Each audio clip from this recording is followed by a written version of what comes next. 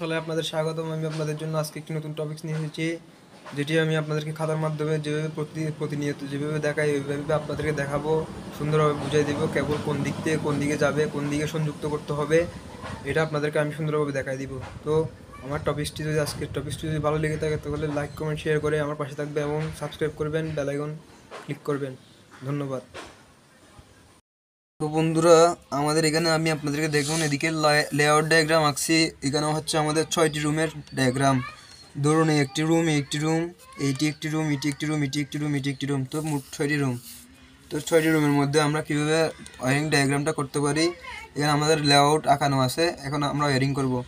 তো প্রথমত আমাদের ধরুন এদিক থেকে আমি ওই পুল থেকে একটি ফেস কেবল আনছি 10 RMএর। পরে নিউট্রাল কেবলও আনছি। তো আমরা যেটা পুল থেকে আনবো ওইটার হচ্ছে কত, 10 RM। এবার আমরা নিউট্রাল কেবল যেটি মিটার এনার্জি মিটার থেকে সার্কিট ব্রেকারে নিয়ে যাব, এটি কত RMএর হবে, 4 RM অথবা 6 RMএর। তো এটি আমরা সার্কিট ব্রেকারের এক প্রান্তে টেনে সংযোগ করে দিছি। এবার আমরা ফেস কানেকশন দিয়ে টানতেছি, এটাও সেমভাবে যেয়ে সার্কিট ব্রেকারের আরেক প্রান্তে লাগবে। তো এবার আমরা এদিকের লাইনটি আমরা ওয়ারিং করে ফেলছি মোটামুটি। এখন আমরা ওয়ারিং করব উপরের অংশ থেকে সুইচ বোর্ড বরাবর। তো এই যে আমি এটা দিয়ে ফেস কানেকশন উঠাইছি, এই যে ফেস কানেকশন এদিক থেকে উঠাইয়া আমি সরাসরি কোথায় দেবো, সার্কিট ব্রেকার ওই যে সুইচ বোর্ড আছে, সুইচ বোর্ডের ওইখানে, এই যে সুইচ বোর্ডের এখানে ফিউজ আছে, ফিউজের নিচের প্রান্তে সংযুক্ত করে দেব। এবার এদিক থেকে আরেকটি নিউট্রাল এনে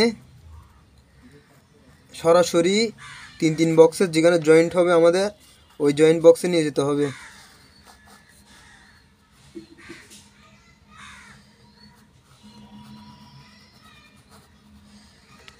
এই যে এখানে জয়েন্ট বক্সে আমি নিয়ে গেলাম। এটি হচ্ছে মেইন কেবলটা যেটা আমি সার্কিট ব্রেকার থেকে আনছি, এটা সরাসরি করতে গেছে জয়েন্ট বক্সের ওখানে। জয়েন্ট বক্সের ওখানে যাওয়ার পরে তো আসুন এবার আমরা এখানে ভিতরে যেটি এখানে কানেকশন হবে, সুইচ বোর্ডের ভিতরে যেটি কানেকশন হবে ওই কানেকশনটা আমি দেখা দিচ্ছি। তো এদিক থেকে আমাদের ফেসটা ঢুকছে, এদিক দিয়ে বের হয়ে ইন্ডিকেটর নিচের অংশে ঢুকছে। ঢোকার পরে সুইচের এক প্রান্তে গেছে, এই সুইচের এক প্রান্তে গেছে, যেটার সাহায্যে আমরা এই রেগুলেটরটি কী করব, কন্ট্রোল করব। ওইটির সাহায্যে ওইটি মানে ওই সুইচটির উপরের অংশ থেকে রেগুলেটরের নিচের অংশে আমরা সংযুক্ত করে দেব। তো আমরা তো এখান থেকে এখানে সংযুক্ত করতে পারবো না, এখান থেকে সংযুক্ত করে এখানে দিয়ে দিলাম। দিয়ে দেওয়ার পরে আবার এখান থেকে এখানে দিলাম, এখান থেকে এখানে দিলাম। এগুলো সবগুলো কি টানতেছি আমি ফেস কেবল দিয়ে এগুলো সবগুলো সংযুক্ত করে দিচ্ছি। দেওয়ার পরে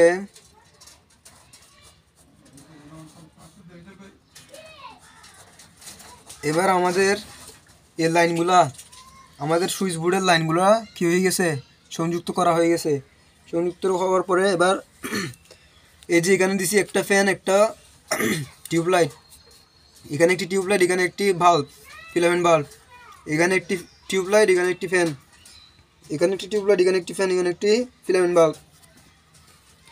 তো এবার এখানে ইন্ডিকেটর আছে না, এই ইন্ডিকেটর থেকে একটি নিউট্রাল কেবল আর একটি নিউট্রাল কেবল এই যে এখানে জয়েন্ট বক্সের ওখানে নিয়ে যেতে হবে।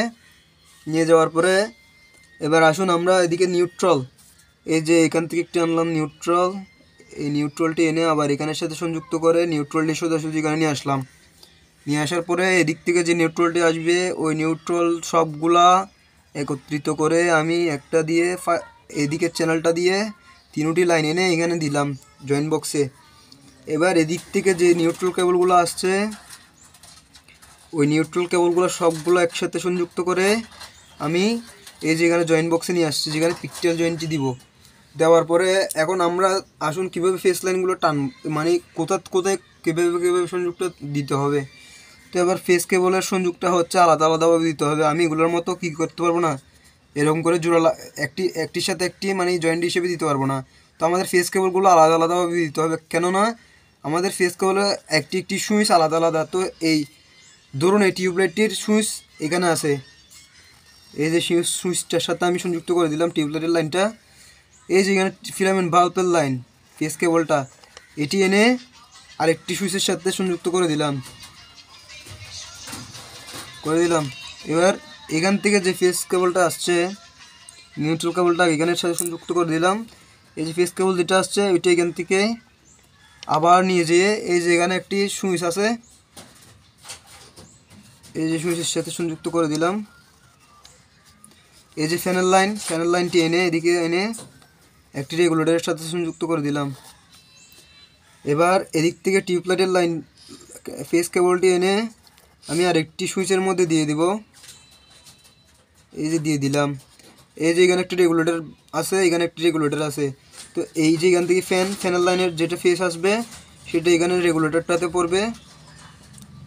এখান থেকে যে ফ্যানের ফেসটি আসবে ওইটি সরাসরি এখানে চলে আসবে এই যে এই রেগুলেটরের সাথে।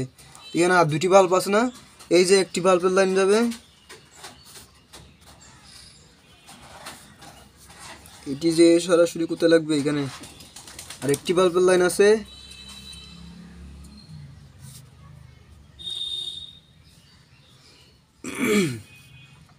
এই বাল্বটির লাইন যেয়ে এই যে এই সুইচটির সাথে লাগবে। তো এবার আমাদের এখানে সব কিছু ওয়্যারিং করা হয়ে গেছে। তো এবার আমরা জানিয়ে দিই, এটা হচ্ছে বেডরুম, যেখানে একটি সিলিং ফ্যানের একটি টিউবলাইট আছে। এটিও একটি বেডরুম, যেটির মধ্যে একটি সিলিং ফ্যানের একটা টিউবলাইট আছে।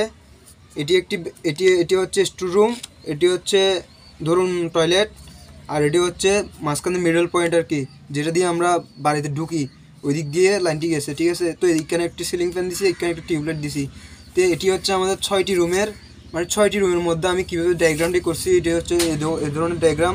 তো আমাদের আজকের এই ডায়াগ্রামটা যদি আপনারা বুঝে থাকেন, ভালো লেগে থাকে, লাইক কমেন্ট শেয়ার করে আমার পাশে থাকবেন। ধন্যবাদ।